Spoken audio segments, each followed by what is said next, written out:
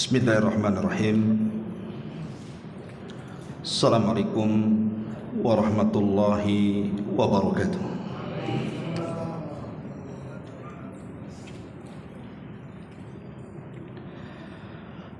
Alhamdulillah.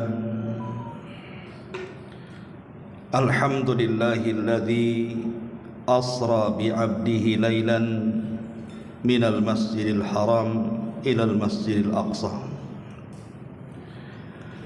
Asyhadu an la ilaha illallah wahdahu rabbi la syarika lah wa asyhadu anna Muhammadan abduhu wa rasuluhu alladzi la nabiyya ba'dah. Amma ba'du, ma'asyiral muslimin rahimakumullah. Alhamdulillah, di malam hari ini kembali kita bisa duduk untuk bertalabul ilmi di Masjid Muhajirin. Salat dan juga salam kita hadiahkan kepada Rasul kita Nabi besar Muhammad sallallahu alaihi wa ala alihi wasallam. Walaupun peristiwa Isra dan Mi'raj ini memang susah ditentukan kapan bulannya dan kapan tahunnya, karena sebagian para ulama mengatakan bahwa peristiwa ini terjadi di hari Senin tanggal 12 Rabiul Awal. Ada juga yang mengatakan bahwa peristiwa ini terjadi di bulan Dzulqa'dah. Tapi ada juga yang mengatakan peristiwa ini terjadi di bulan Rajab. Ada yang mengatakan 1 tahun sebelum hijrah. Ada yang mengatakan 2 tahun sampai 5 tahun sebelum hijrah. Artinya untuk menentukan peristiwa ini akan sulit karena banyak perselisihan ulama tentang kapan terjadinya. Tapi umumnya masyarakat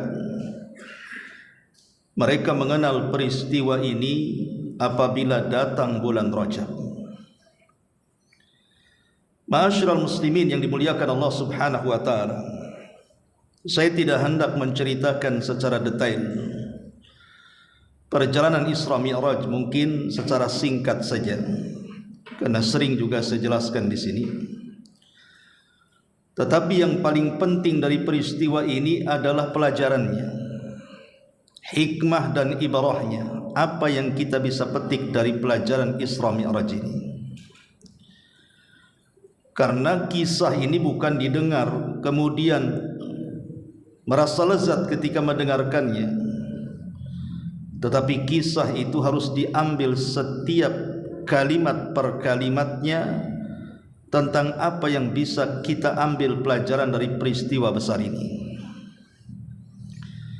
Ma'asyiral muslimin rahimakumullah. Kita tahu bahwa peristiwa Isra Mi'raj ini terjadi setelah Amul Hazni, tahun kesedihan yang dialami Nabi SAW saat meninggalnya 2 manusia sebagai penopang dakwahnya. Pertama Abu Talib yang merupakan pamannya, walaupun di atas kekafirannya tetapi jasanya tidak bisa dianggap rendah terhadap Islam.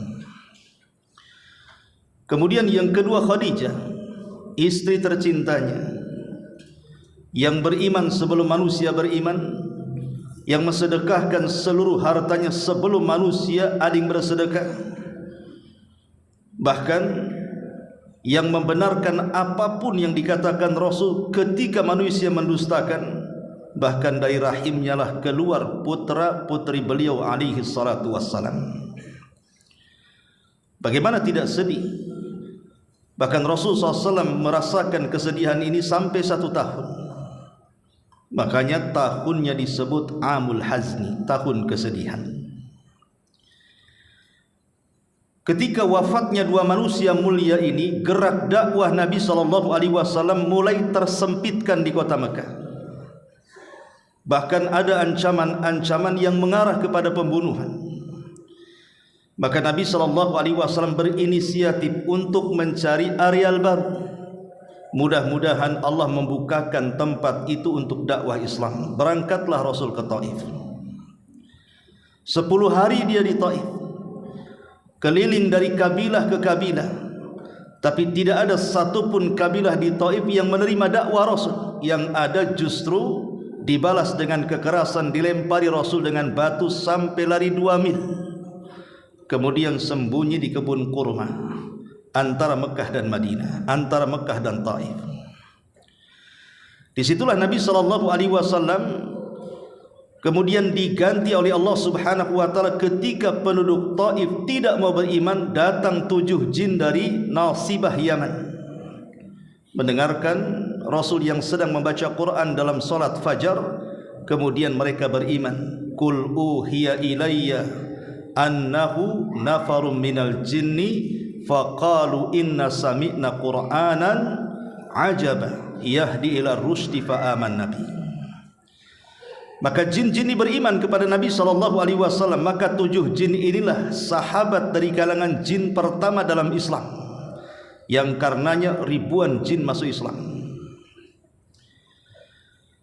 Kemudian Nabi SAW serba salah, mau masuk ke Mekah tidak bisa, kembali ke Taif juga terancam nyawanya. Akhirnya Nabi SAW meminta jaminan. Dapatlah orang baik, orang Mekah yang menjamin kehidupan Rasul, tetapi dengan syarat Rasul dilarang berdakwah terang-terangan. Maka dakwah Rasul kembali kepada sirriyah, dakwah sembunyi-sembunyi. Maka semakin sesaklah dada Nabi SAW, dan Allah tahu. Makanya Allah Subhanahu wa taala berfirman, qad na'lamu annaka yadiku sadruka bima yaqulun. Kami tahu wahai Muhammad, dadamu sesak, kata Allah, terhadap apa yang mereka lakukan kepadamu. Tetapi Allah Subhanahu wa taala ingin mempersiapkan Rasul, baik raga dan jiwanya, karena tantangan dakwah ke depan semakin besar. Maka Nabi SAW dihadiahi peristiwa besar yang akan menjadi oleh-oleh dia di dalam berdakwah ke depannya. Itulah peristiwa Isra dan juga Mi'raj. Bagaimana kisahnya?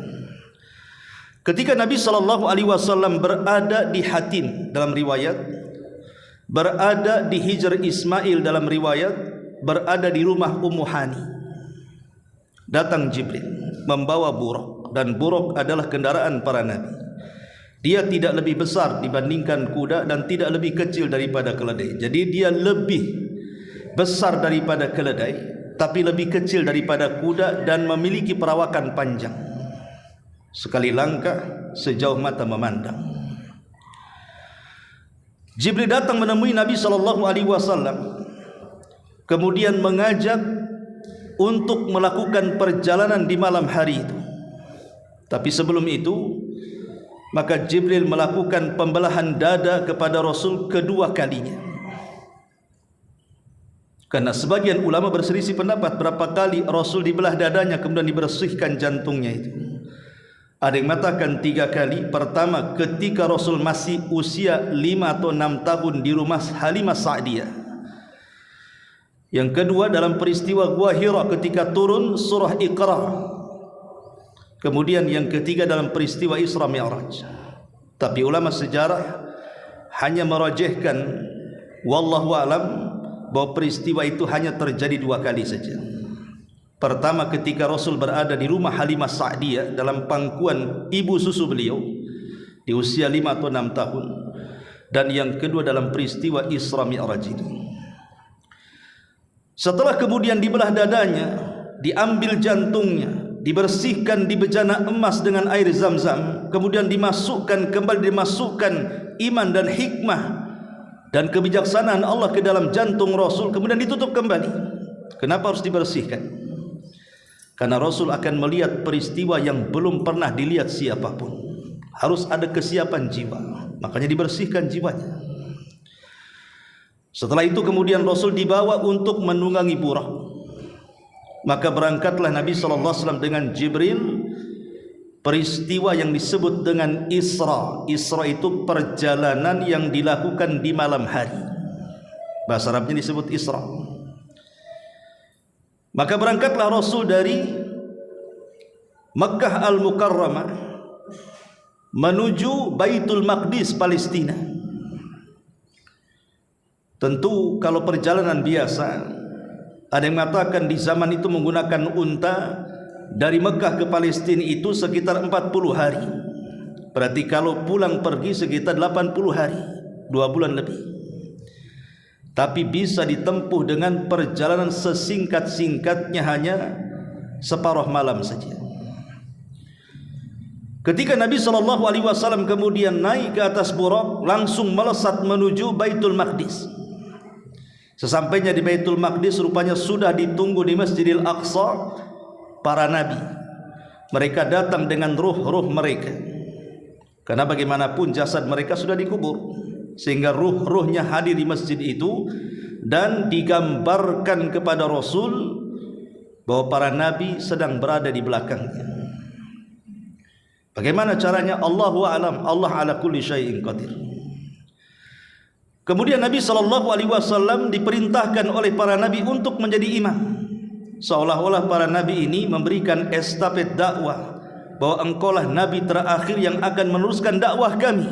Dari situlah Nabi SAW disebut Sayyidul Anbiya'i wal Mursalin, pemimpinnya para nabi dan rasul, karena memegang estafet terakhir dakwah semua para nabi.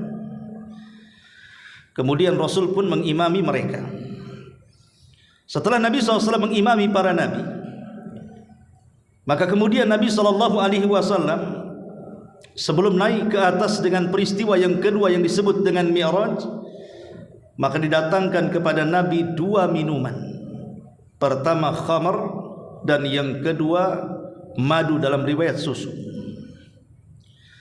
Kemudian Nabi SAW memilih air madu atau air susu tadi dan menghindari khamar, padahal khamar ketika itu belum diharamkan, masih boleh diminum. Tapi Nabi SAW tetap mengambil selain khamar, sehingga Jibril mengatakan, asabtal fitrah, engkau telah memenuhi fitrahmu, wa hudiyat ummatuka, dan umatmu akan mendapatkan hidayah karena pilihan. Coba bayangkan kalau ketika itu Rasul minum khamar dan meninggalkan susu, mungkin kita mabuk tiap hari. Tapi Nabi SAW tidak mengambil khamar, karena tahu khamar itu merusak akal manusia. Maka mulailah Nabi SAW melakukan perjalanan yang disebut dengan Mi'raj. Perjalanan Mi'raj ini tidak dengan buraq, karena buraq itu binatang bumi. Rasul menambatkan buraq itu di dinding yang sekarang dikenal dengan dinding ratapan, yang menjadi tempat ibadahnya orang-orang Yahudi.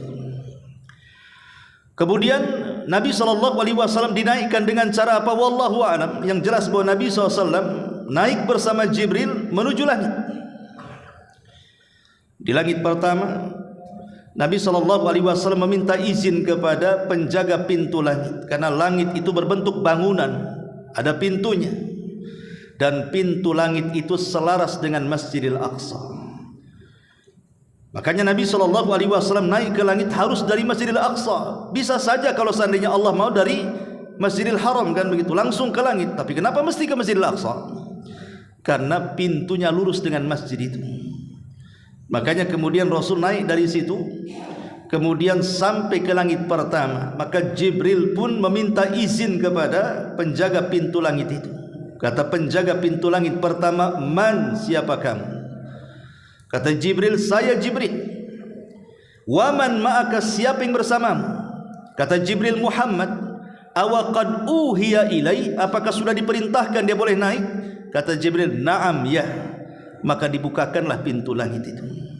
Naiklah kemudian Rasul ke langit pertama. Disitulah Rasul diperjumpakan dengan Nabi Allah Adam alaihi salatu wassalam.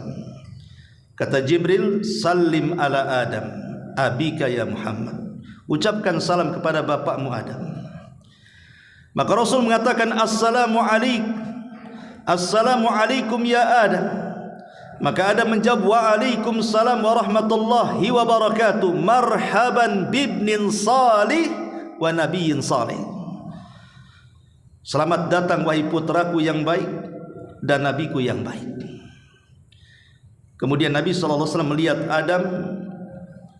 Apabila dia melihat ke kanan, dia tersenyum. Apabila dia melihat ke kiri, dia menangis.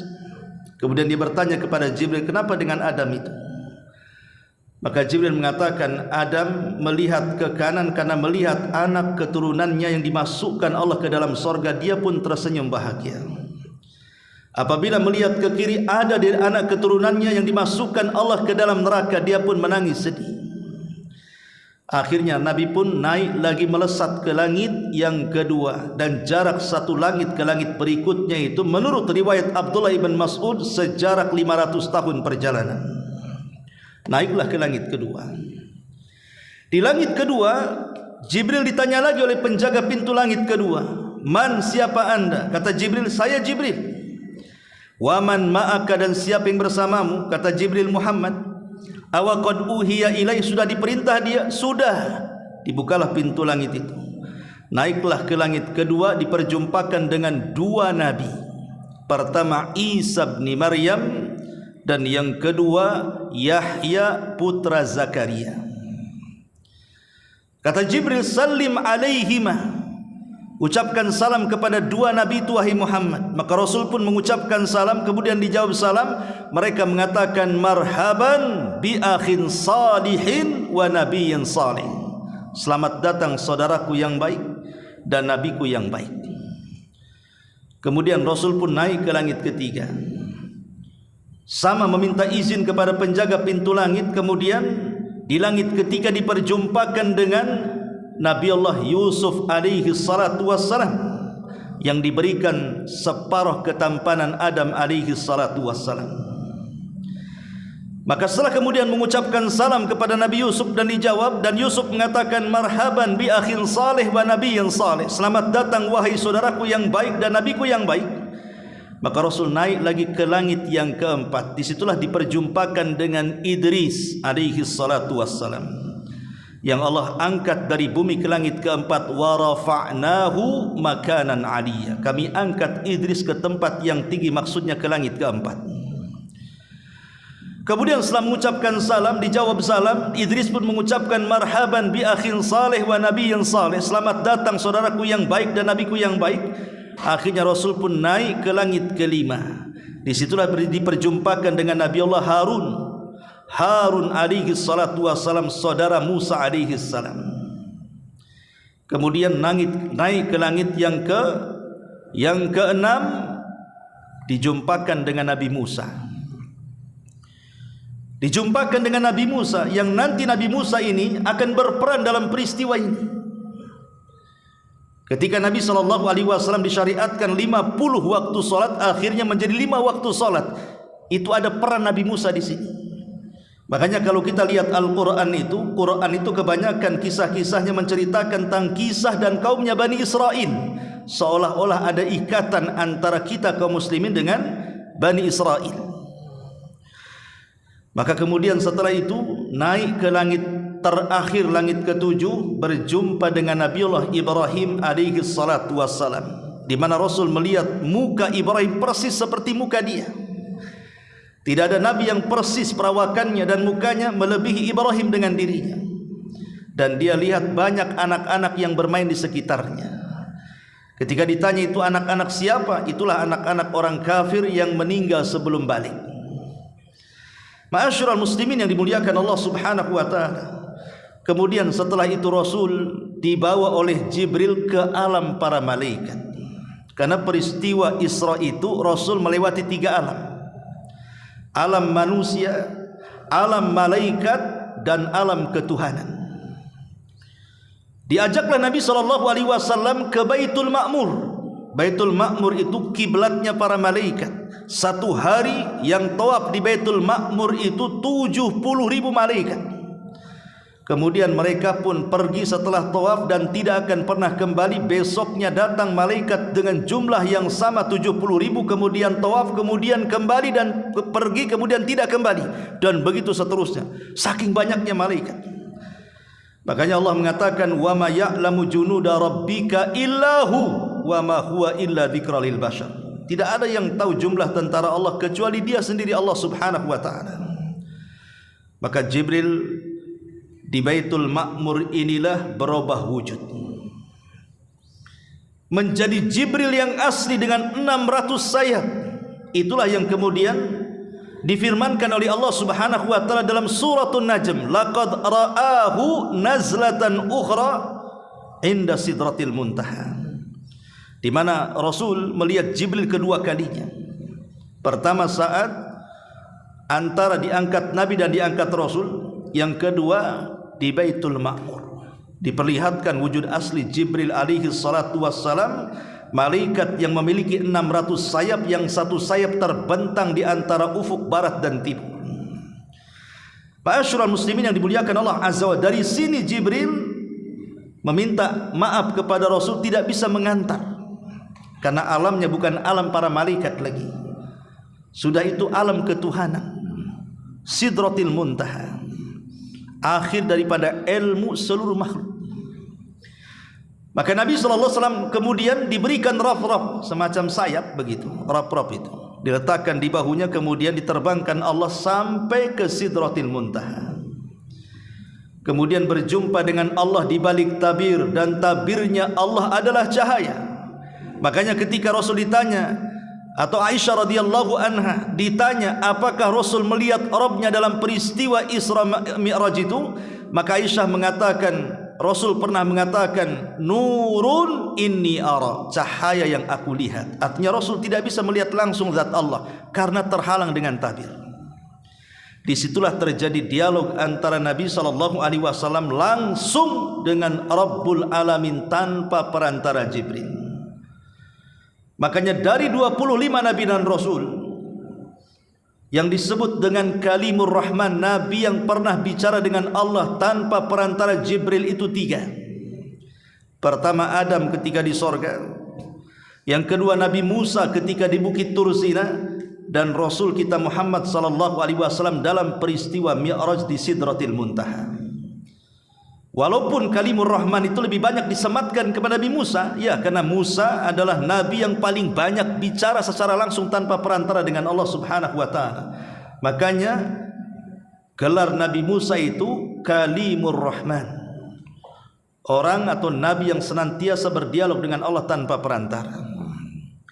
Lah dalam dialog inilah Allah Subhanahu wa taala menurunkan perintah ibadah seagung-agung ibadah bagi manusia, ahammiyatus shalah, ibadah salat. Ibadah salat itu awalnya 50 waktu.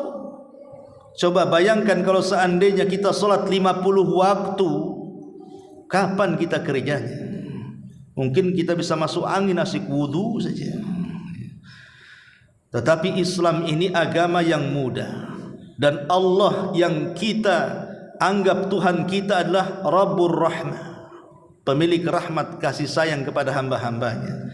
Dan Nabi juga yang diutus kepada kita Nabiur Rahmah, Nabi yang penuh dengan rahmat kepada umatnya. Wa ma arsalnaka illa rahmatan lil alamin, tidaklah kami utus engkau Muhammad kecuali menjadi rahmat kasih sayang bagi seluruh makhluk. Bukan hanya orang yang beriman saja, seluruh manusia, manusia dan jinnya. Maka kemudian turunlah Rasul ketika di langit ke-6 berjumpa dengan Nabi Musa. Kata Musa, apa yang Allah perintahkan kepadamu wahai Muhammad? Kata Rasulullah, Allah memerintahkan kepadaku 50 waktu salat. Kata Nabi Musa, jangan kau lakukan. Laqad jarrabtu Bani Israil fala yastati'un. Aku sudah coba kepada Bani Israel ibadah seperti itu, mereka tidak sanggup. Sementara mereka umat yang kuat secara fisik, umatmu lemah, tidak akan sanggup. Sebaiknya minta keringanan kepada Allah. Naik lagi kau ke atas. Akhirnya Nabi SAW naik lagi ke atas, kemudian minta keringanan kepada Allah. Allah beri keringanan, 5 waktu salat diringankan jadi 45 waktu, dikurangi 5 waktu jadi 45 waktu. Kemudian turun lagi berjumpa dengan Nabi Musa. Kata Nabi Musa, minta keringanan lagi, 45 waktu itu berat kepada umatku, aku sudah coba kepada Bani Israel. Maka Rasul naik lagi, dikurangi lagi 5 waktu jadi 40. Kata Musa, tidak akan kuat, naik lagi, dikurangi 5 jadi 35. Naik lagi minta keringanan sampai akhirnya dari 35 menjadi 30, dari 30 menjadi 25, dari 25 menjadi 20, 15, 10 sampai kepada 5. Nabi Musa kekeh mengatakan, naiklah engkau Muhammad, umatmu tidak akan sanggup walaupun 5 waktu. Coba kalau ketika itu Rasul naik, habislah tu salat. Tapi Rasul mengatakan fastahyaitu rabbi, aku malu kepada Rabbku, tidak mau lagi, cukuplah 5 waktu, karena ini sama dengan 50 waktu, karena setiap kebaikan itu umumnya dilipat gandakan 10 kali lipat. Jadi 1 waktu sama dengan 10 waktu, 5 waktu sama dengan 50 waktu. Turunlah Nabi SAW ke Masjidil Aqsa, kemudian menunggangi Buraq kembali, kemudian kembali ke Mekah dalam waktu sesingkat-singkatnya, hanya separuh malam. Rasul mampu melakukan perjalanan sedemikian rupa yang akal manusia menolaknya. Peristiwa Isra Mi'raj ini kalau mau diakal-akali, akal tidak sanggup untuk memikirkannya. Bukan tidak masuk akal, akal kita terlalu kecil untuk berpikir soal Isra Mi'raj itu. Kebiasaan pun akan menolaknya, karena perjalanan dari Mekah ke Masjidil Aqsa saja ditempuh 1 bulan lebih. Kebiasaan orang yang berjalan di waktu itu masa bisa ditempuh sementara belum ada kendaraan pesawat di zaman itu, apalagi sampai cerita dari Masjidil Aqsa ke Sidratil Muntaha, lebih mustahil lagi. Makanya peristiwa ini tidak bisa diakali, tidak bisa dinilai dengan kebiasaan. Peristiwa ini hanya bisa diimani. Kalau kita tidak punya iman, maka pasti kita ini akan mengingkari peristiwa ini. Ini yang terjadi. Ketika selesai peristiwa ini, Nabi SAW termenung, bingung apa yang harus dilakukan, macam mana cara berceritanya. Karena Rasul tahu pasti mereka akan mengingkari masalahnya. Ketika Rasul sedang bingung duduk-duduk, Abu Jahal pula lewat di situ. Kata Abu Jahal, ada apa wahai Muhammad? Nampaknya kau bingung. Mulailah Rasul bercerita kepada Abu Jahal peristiwa semalam yang dialaminya. Abu Jahal punya siasat, dia tidak mengolok-olok cerita itu, karena dia punya makar. Ini kesempatan ini untuk merendahkan Muhammad. Jadi Abu Jahal mengatakan, hei Muhammad, bagaimana kalau peristiwa semalam yang kau alami jangan kau ceritakan sama aku aja, ceritakan sama yang lainnya juga. Aku yang memfasilitasinya, aku yang akan kumpulkan manusia. Maka Rasulullah SAW setuju. Padahal niat Abu Jahal itu bukan niat yang baik, menawarkan kebaikan itu, justru memang hendak mengolok-olok Nabi SAW. Maka dikumpulkan manusia. Kemudian Abu Jahal mengatakan, manusia sudah kumpul Muhammad, sekarang ceritakan kisahmu semalam persis seperti yang kau ceritakan kepada aku. Mulailah Nabi SAW bercerita perjalanan yang dilakukan di malam hari itu.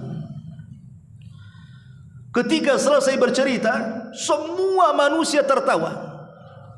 Bagaimana mungkin dalam setengah malam bisa dilakukan perjalanan sesuatu yang mustahil? Makanya mereka tertawa mengejek Nabi SAW. Bahkan ada sebagian orang yang sudah masuk Islam, mereka murtad karena melihat kok makin ke sini makin ke sono bahasanya. Ya. Ma'asyiral muslimin yang dimuliakan Allah Subhanahu wa taala, dari sinilah ada kesempatan orang-orang Quraisy untuk memisahkan persahabatan Rasul dengan Abu Bakar. Karena ketika pertemuan itu Abu Bakar tidak hadir, maka diutuslah sebagian para pembesar mereka untuk datang kepada Abu Bakar menceritakan apa yang diceritakan kegilaan Muhammad itu soal peristiwa itu. Kemudian datanglah ke Abu Bakar, setelah berjumpa dengan Abu Bakar mulai bercerita, wahai Abu Bakar, tahu enggak kisah temanmu si Muhammad itu? Kenapa mereka membidik Abu Bakar? Karena di zaman itu, di awal-awal Islam, Abu Bakarlah yang menopang dengan harta jiwa dan keluarganya tentang keberlangsungan dakwah Nabi. Kalau Abu Bakar bisa tidak percaya, kemudian dia keluar dari Islam, maka dakwah Rasul sempit ketika itu. Mulailah dia bercerita kepada Abu Bakar. Subhanallah, selesai bercerita, apa yang dikehendaki orang-orang Quraisy berbeda dengan jawaban Abu Bakar. Abu Bakar Siddiq radhiyallahu anhu mengatakan, kalau seandainya saudaraku Muhammad itu menceritakan sesuatu yang lebih mustahil daripada peristiwa Isra Mi'raj, maka aku tetap akan membenarkannya. Bagaimana tidak aku benarkan? Setiap hari nabiku mendapatkan wahyu dari langit, aku benarkan. Apalagi peristiwa yang seperti ini. Setiap hari dia dapat wahyu dari Allah Subhanahu wa taala dari langit. Kalau seandainya pemilik wahyu mengangkat nabinya ke langit, maka aku lebih percaya lagi. Dari situ Abu Bakar Siddiq radhiyallahu an digelari As-Siddiq karena tidak pernah menggunakan akal cerdasnya dalam rangka menghadapi wahyu Allah Subhanahu wa taala. Sami'na wa ata'na, langsung mendengar dan taat. Subhanallah, rajulun azim, orang yang agung Abu Bakar ini. Percontohan semua manusia. Wajarlah kalau seandainya Rasul mengatakan tentang Abu Bakar, la wuzina imanu Abi Bakrin wa wuzina ummati kulliha la rajahat bihinna imanu Abi Bakrin. Kalaulah keimanan Abu Bakar ditimbang dan seluruh umat ini keimanannya ditimbang di neraca satunya, tentu keimanan Abu Bakar jauh lebih berat dibandingkan keimanan seluruh manusia selain Nabi sallallahu alaihi wasallam. Kenapa? Karena Abu Bakar orang yang paling membenarkan Nabi sallallahu alaihi wasallam. Makanya ketika masuk Islam pun tidak ada ragu-ragu. Ketika semua sahabat diajak masuk Islam, jawabannya nanti dulu, dipikir dulu apakah betul dia nabi, dan begitu seterusnya. Abu Bakar tidak ada keraguan dan mengatakan asyhadu an la ilaha illallah wa anna Muhammadar Rasulullah. Itulah Abu Bakar As-Siddiq radhiyallahu anhu. Ma'asyiral muslimin yang dimuliakan Allah Subhanahu wa taala, baik ini peristiwa global. Banyak yang saya luputkan dari peristiwa ini karena kita akan petik pelajarannya. Ya. Pelajaran pertama dari kisah ini, kita diajarkan dalam kisah peristiwa Isra Mi'raj ini agar kita beriman dengan perkara yang gaib. Karena di zaman sekarang ada sebagian orang yang terlalu cerdas mungkin ya, atau terlalu menyimpang, wallahu a'lam. Mulai ada orang yang meragukan peristiwa Isra Mi'raj karena tidak sesuai dengan akal. Mulai melemahkan riwayat-riwayat tentang peristiwa Isra Mi'raj karena tidak sesuai dengan pikiran. Ma'asyiral muslimin, saya tadi sudah katakan kalau dipikirkan secara akal atau dipikirkan secara kebiasaan, memang akal dan kebiasaan menolak peristiwa ini. Macam mana bisa? Akal menolak. Makanya peristiwa ini harus diimani. Ini bagian daripada al-iman bil ghaibi, iman dengan yang gaib. Bagaimana caranya Rasulullah SAW bisa melakukan peristiwa Isra, perjalanan yang ditempuh sesingkat-singkatnya sampai dari Masjidil Aqsa ke Sidratil Muntaha juga sama. Ini perkara gaib, hanya Allah yang tahu. Tapi yang jelas bahwa ini bukan mimpi. Kalau mimpi nggak ada gunanya. Orang mimpi bisa kemana aja. Makanya peristiwa ini birruhi wal jasad, dilakukan dengan ruh dan jasad, bukan dengan ruh saja. Kalau ruh ya berarti mimpi. Kalau mimpi kita aja bisa macam-macam dalam mimpi kita. Tapi karena ini birruhi wal jasad, maka ini mukjizat terbesar yang diberikan Allah kepada Rasul yang tidak diberikan kepada para nabi sebelumnya. Dan iman dengan yang gaib ini penting dalam kehidupan kita. Karena dalam peristiwa Isra Mi'raj itu kan Rasul melintasi berbagai macam makhluk yang Allah ciptakan di langit. Dia menembus langit pertama, kedua, ketiga sampai ketujuh, berjumpa dengan para nabi, berjumpa dengan para malaikat, melihat Baitul Ma'mur, melihat sorga, melihat neraka. Semua diperlihatkan. Ini kan perkara gaib. Makanya kenapa Allah Subhanahu wa taala memulakan di awal surah dalam Quran surah Al-Baqarah itu, ciri-ciri orang-orang yang bertakwa adalah alladzina yu'minuna bil ghaib. Mereka orang yang bertakwa itu orang-orang yang beriman dengan yang gaib. Karena pengaruh beriman yang gaib itu akan luar biasa. Allah itu gaib. Siapa yang pernah melihat Allah? Tidak ada yang pernah melihat Allah. Bahkan tidak akan sanggup melihat Allah selama kita masih hidup di dunia. Sekelas Nabi Musa saja meminta kepada Allah Subhanahu wa taala dan mengatakan, perlihatkan dirimu ya Rabb. Maka Allah mengatakan, lantarani, kau tidak bisa melihat wahai Musa. Tapi kalau engkau penasaran juga, ungdur ilal jabal, lihat gunung Batu Tur itu. Kalau seandainya aku menampakkan diri kepada gunung itu, dan gunung itu tetap berdiri kokoh di tempatnya, fasaufa tarani, kau akan melihat aku. Apa yang terjadi kata Allah dalam Quran? Falamma tajalla rabbuhu lil jabali ja'alahu dzakka wa sara Musa sa'iqa.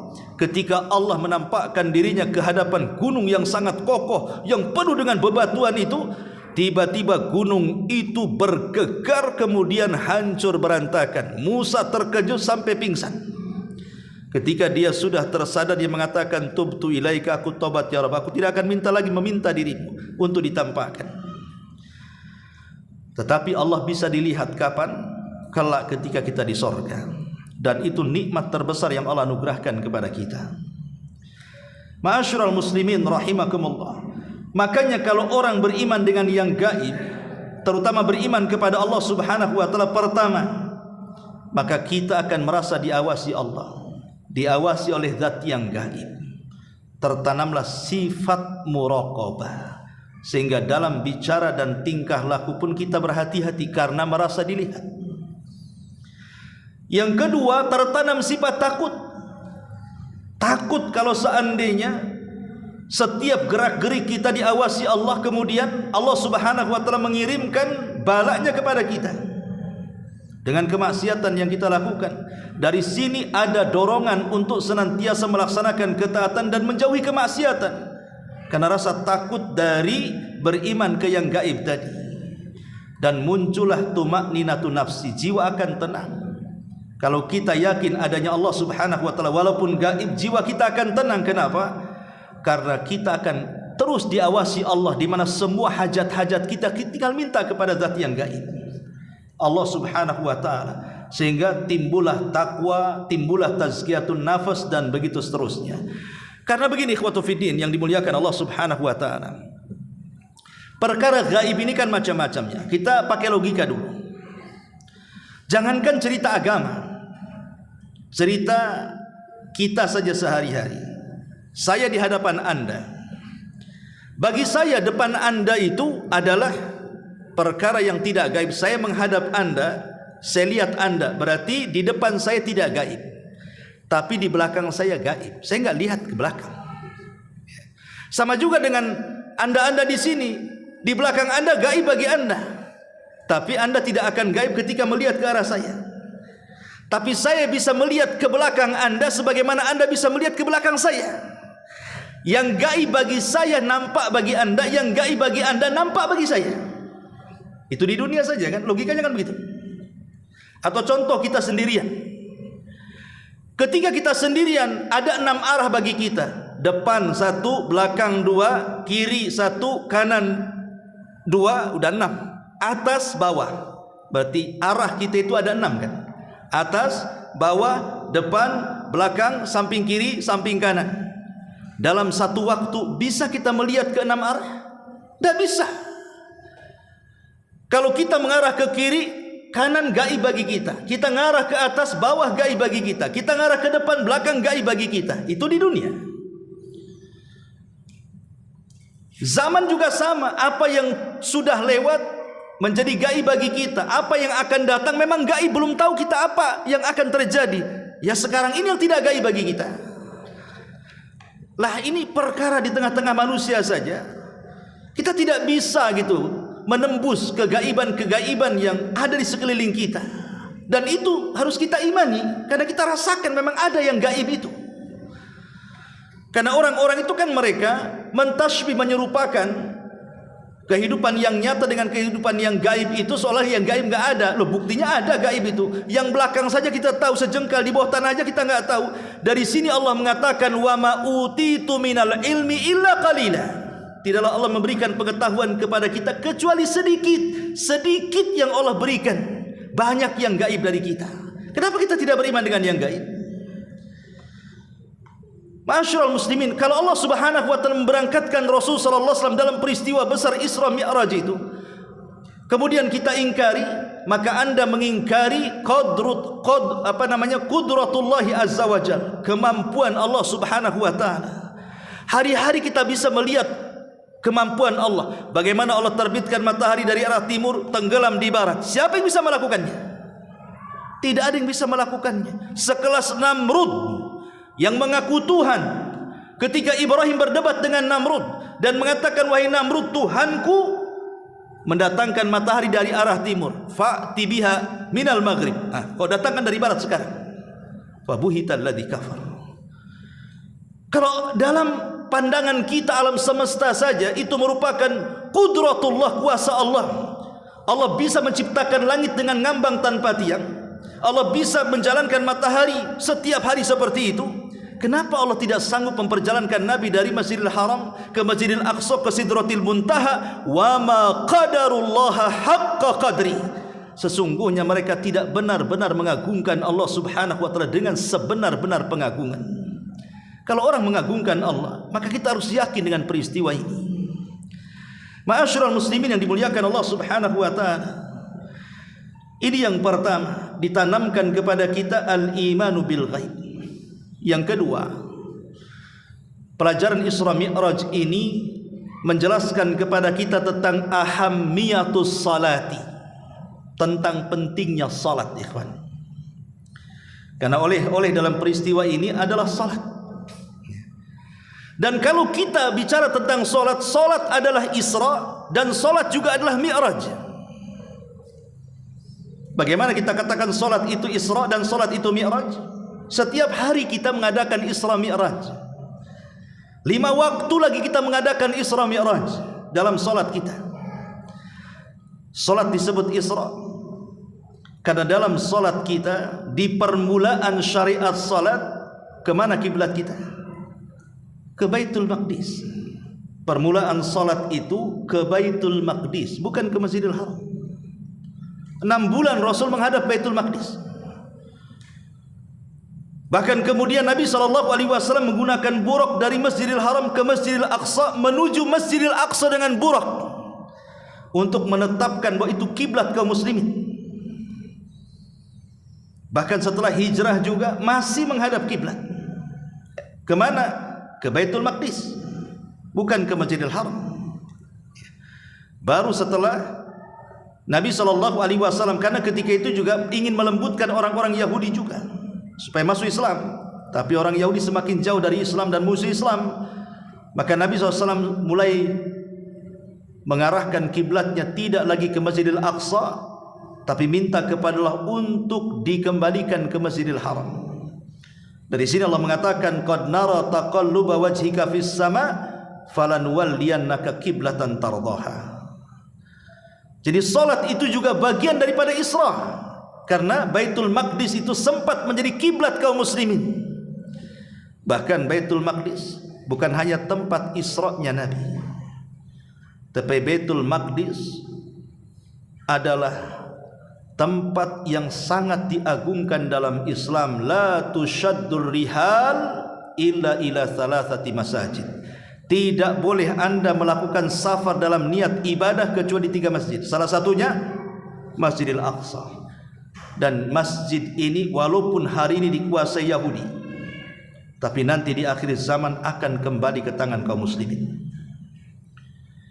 Walaupun orang Yahudi sekarang menguasai Masjidil Aqsa, tapi satu hari nanti kaum muslimin akan menguasai, baik dengan cara lembut ataupun keras, dari tangan-tangan orang Yahudi. Karena di akhir zaman nanti tentara kaum muslimin berporos di Masjidil Aqsa, Palestina. Ketika kekuasaan kaum muslimin di tangan Al-Mahdil Muntadhar, Muhammad ibn Abdullah, maka kekuatan kaum muslimin justru berporos di Palestina. Tunggu saja ada waktunya di mana kita juga akan salat di situ insyaallah. Ma'asyiral muslimin yang dimuliakan Allah Subhanahu wa taala. Adapun peristiwa salat disebut Mi'raj karena salat itu wasilah untuk Mi'raj. Dalam peristiwa Mi'raj Allah berjumpa dengan Allah. Maka dalam solat juga hakikatnya kita berjumpa dengan Allah subhanahu wa ta'ala. Selain solat Anda tidak akan bisa berjumpa dengan Allah. Makanya Allah subhanahu wa ta'ala mengatakan, wa innaha lakabiratun illa alal khashiin alladzina yadunnuna annahum mulaqu rabbihim. Sesungguhnya solat itu berat kecuali bagi orang-orang yang khusyuk. Siapa orang yang khusyuk itu kata Allah? Orang yang dalam hatinya yakin dia sedang berjumpa dengan Rabbnya, kata Allah. Jadi salat itu adalah mi'raj, perjalanan kita untuk berjumpa dengan Allah subhanahu wa ta'ala. Kita berjumpa dengan Allah di saat salat kita, karena aqrabu ma yakunu bainal abdi wa rabbihi fi sujudihi. Kedekatan seorang hamba dengan Rabbnya saat kita sedang sujud. Itulah paling dekat Allah dengan kita. Ma'asyiral muslimin wal muslimat rahimani wa rahimakumullah. Maka salat penting dalam peristiwa ini. Dan Umar bin Khattab radhiyallahu anhu mengatakan tentang salat, la hadza fil Islam liman taraka salat. Tidak ada bagian dalam Islam orang yang meninggalkan salat. Karena salat itu imaduddin, tiangnya agama. Rasul mempermisalkan solat itu bagaikan bangunan. Rukun Islam itu bagaikan bangunan, bagaikan tenda seperti ini. Tiang tengahnya itu solat, pasak-pasaknya itu puasa, zakat, haji. Tenda secara keseluruhan itu syahadatain. Kalau pasak tercabut, yang penting tiang tengah tidak roboh, tidak akan roboh tenda itu. Pasak kedua tercabut, tidak akan roboh tenda itu. Pasak ketiga tercabut, tidak akan roboh tenda itu. Walaupun pasak-pasak yang tiga tertancap, coba yang tiang tengahnya roboh, maka robohlah syahadatain itu. Itulah yang disebut dengan as-salatu imaduddin. Salat itu tiangnya agama. Selama salat maka masih ada Islam di badan kita. Ketika kita meninggalkan salat, maka tidak ada agama bagi kita. La hadda fil Islam liman tarakas salat. Karena salat imaduddin. As-salatu quwwatuddin. Salat itu kekuatan agama. Ingat ketika menceritakan tentang kisah Al-Mahdi saat menyerang Dajjal dan orang-orang Yahudi dipimpin Isa bin Maryam. Sedang apa mereka? Sedang sembunyi di Bukit Tur. Karena mereka dikepung oleh orang-orang Yahudi yang dipimpin Dajjal. Mereka sudah kebingungan karena tentara mereka sedikit. Mereka kelaparan, sampai kepala kerbau lebih baik dibandingkan emas dan dinar, emas dan perak. Maka ketika itulah tiba-tiba langit digelapkan, kemudian muncul cahaya dari langit. Rupanya turun Isa bin Maryam diapit dengan dua malaikat. Turun ke tengah-tengah mereka. Dan ketika itu sedang adzan subuh. Setelah adzan subuh, Isa bin Maryam menemui mereka. Imam Mahdi dan pasukan kaum muslimin kenal itu Isa bin Maryam dari mana? Dari sifat-sifat yang disabdakan Rasul kepada mereka. Sehingga mereka mengatakan, taqaddam ya ruhallah, silahkan wahai ruh Allah, imami kami. Tapi Isa bin Maryam tidak, setiap kaum ada imamnya. Kaulah yang menjadi imam. Imam Mahdi menjadi imam, Isa di belakang Imam Mahdi, kemudian melaksanakan sholat subuh. Selesai melaksanakan subuh, Isa bin Maryam membariskan pasukan. Kemudian mengusap wajah-wajah semua pasukan. Kemudian menjelaskan tentang tingkatan-tingkatan mereka di sorga. Beruntunglah, bahagialah orang-orang yang diusap Isa bin Maryam kala itu. Karena Isa bukan hanya bicara masuk sorga, tapi bicara tingkatan di sorga.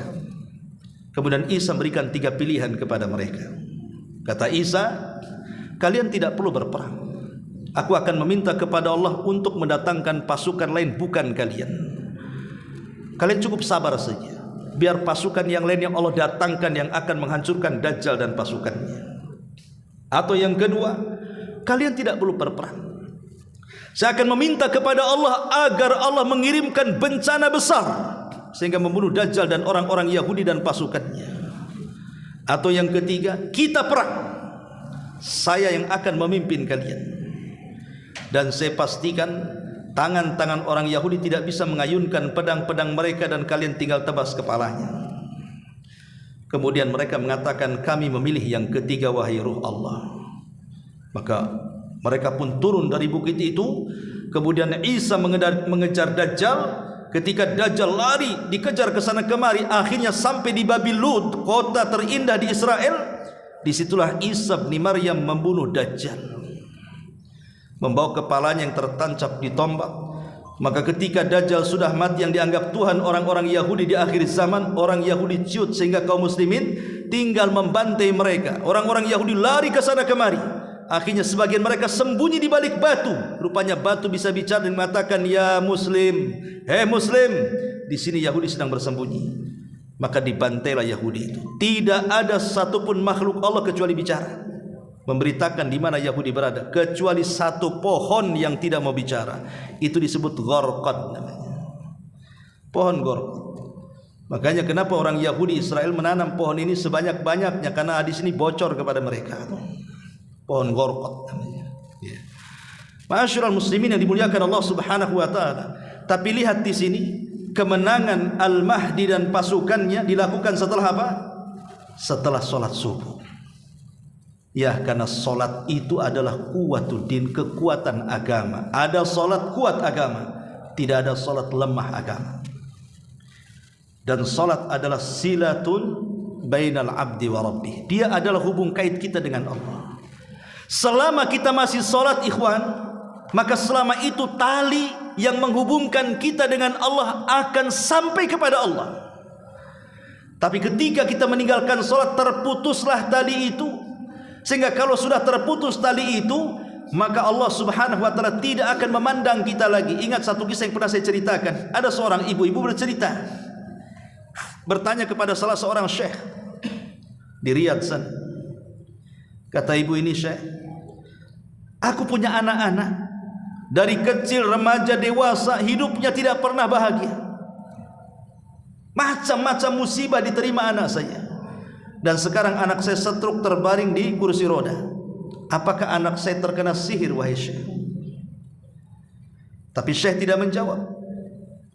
Syekh hanya mengatakan, apakah putramu sholat, wahai ibu? Maka ibu ini mengatakan, itulah masalahnya, wahai syekh. Anak saya tidak pernah sholat sejak kecil sampai sekarang. Maka syekh ini mengatakan, anakmu tidak terkena sihir, tapi anakmu terputus hubungannya dengan Allah Subhanahu wa taala. Itulah yang ditimpakan Allah kepada anakmu. Bagaimana tidak, orang yang meninggalkan sholat itu terlaknat. Bangun tidur dilaknat Allah, siang-siang dilaknat Allah, sore-sore dilaknat Allah, belum tidur dilaknat Allah, tidurnya pun terkena laknat Allah Subhanahu wa taala. Satu hari 5 kali dilaknat. Macam mana anakmu akan bahagia? Maka dari sini kita tahu hamiyatus salat. Di sini ada pentingnya salat, karena itu yang menghubungkan kita dengan Allah. Dan salat itu tuma'ninah, at-tuma'ninatu nafsi, tuma'ninatu nafsi. Salat itu yang membawa ketenangan hidup, ikhwatu fillah. Makanya Rasul mengatakan kepada Bilal, ya Bilal, arihna bis salat. Ya Bilal, kita tenangkan jiwa kita dengan salat. Rasul menenangkan jiwa itu dengan salat. Bahkan Nabi SAW apabila ada masalah yang berat, yang besar, yang tidak bisa keluar dari masalah itu, apa kata Hudzaifah ibnul Yaman? Kana an-nabiyyu sallallahu alaihi wasallam idza hazabahu amrun fazi'a ila shalah. Rasul itu kalau ada kesulitan yang tidak bisa keluar dari situ, maka Rasul langsung salat. Langsung menghubungkan diri dengan Allah, karena tahu kesulitan datang dari Allah dan hanya Allah yang bisa menguraikannya. Maka Rasul langsung sholat. Itu yang dilakukan Ibrahim saat istrinya diambil oleh Raja Dhalim Mesir. Karena cantiknya istrinya, diambil sama Raja Mesir. Ibrahim tidak bisa apa-apa. Ibrahim hanya bisa sholat, meminta kepada diselamatkan istrinya.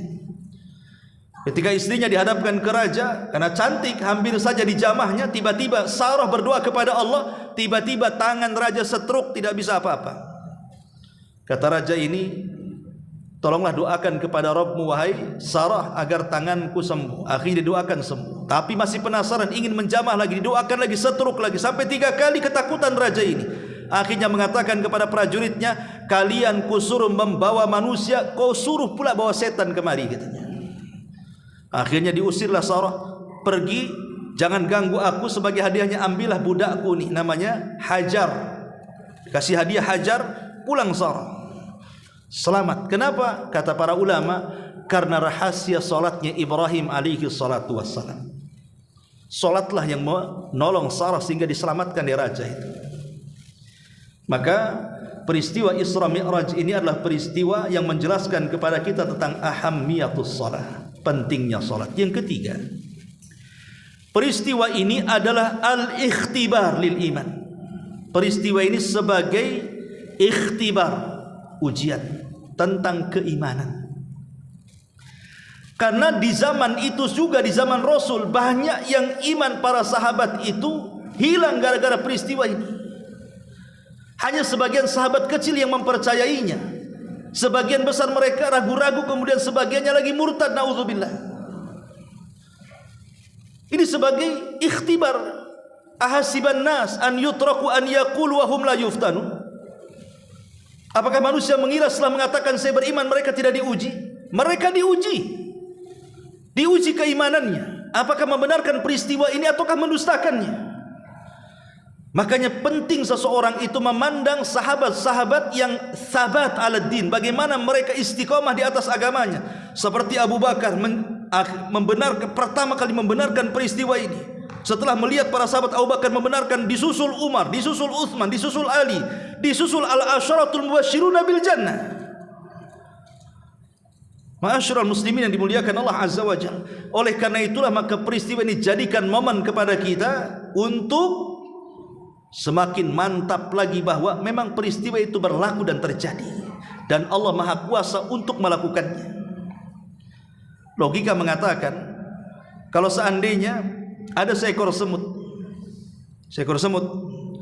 saya mau terbang ke Jakarta nih, akhirnya saya bawa tas, ada seekor semut masuk ke tas saya, ke bawah, terbanglah ke pesawat Lion Air itu sampai di Jakarta. Nggak keluar juga semut itu dari tas. Kemudian sampai saya pulang lagi ke Batam, semut ini turun, kemudian ceramah di hadapan teman-teman semut, aku habis dari Jakarta loh. Kira-kira percaya tak teman-teman semut? Gila kau ini, katanya. Kau dari mana? Masa dari Jakarta? Saya aja tak punya, Jakarta pula. Kan logika seperti itu kan. Kalau ini bisa mungkin kan? Nggak mungkin. Mungkin kita bawa semut ke Jakarta balik lagi, mungkin. Tapi kalau seandainya sama semut bercerita, pasti dibilang mustahil. Nah, sama juga gitu ke peristiwa ini seperti itu. Tapi kan bisa dilogikakan. Makanya ini sebuah ikhtibar dari Allah Subhanahu wa taala tentang keimanan. Bahwa iman kita ini senantiasa diuji. Jangan salah, bukan hanya dengan peristiwa Isra Mi'raj saja, dengan peristiwa-peristiwa yang lain iman kita ini akan diuji.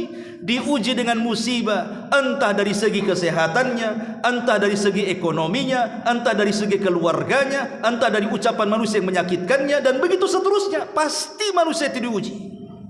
Maka perlu memupuk keimanan. Yang keempat, ketika Nabi SAW berdakwah ke Taif, tapi orang-orang Taif menolaknya, maka Allah ganti dengan Aqsa. Makanya Taif tidak ada keutamaan. Kalau sekiranya Rasul ke Taif kemudian orang Taif menerima, tentu peristiwa ini tidak akan terjadi. Karena terjadinya peristiwa ini karena Rasul merasa sesak dadanya kesana kemari sampai ke Taif. Itulah pelajaran yang pernah diceritakan Rasul kepada Aisyah. Aku tidak pernah mengalami ujian terberat kecuali dengan orang Taif, katanya. Karena dia melempari mulai dari anak kecil, perempuan, orang tua, semua sepakat mengusir Nabi. Karena mereka enggan untuk memeluk Islam. Maka Allah gantikan tempat termulia menjadi Aqsa.